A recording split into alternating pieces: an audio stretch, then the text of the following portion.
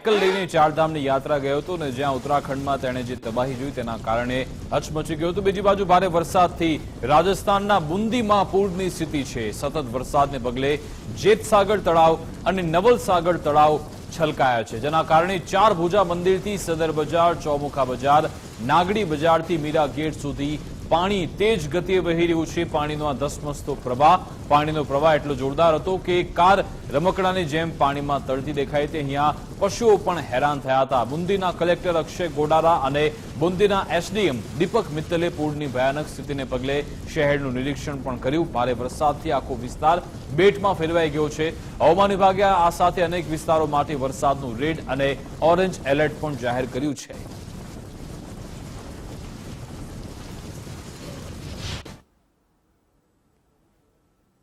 वैसे कल रात में काफी भारी बारिश हुई है पूरी बूंदी क्षेत्र में, तो आज हमने स्कूल के बच्चों के अवकाश घोषित कर दिया गया है कि और आज भी बारिश होने की अच्छी संभावनाएं हैं। और बाकी कुछ एरियाज में वाटर लॉगिंग की स्थिति बनी है, कुछ एक दो जगह पोल गिरने के, पेड़ वेड़ गिरने के, कोई किसी जान की किसी तरह की कोई हानि नहीं है। और पानी का भी रिसाव हो रहा है, कुछ घंटे डेढ़ घंटे में ये वापस सेटल हो जाएगा अगर बारिश नहीं होती आगे वापस।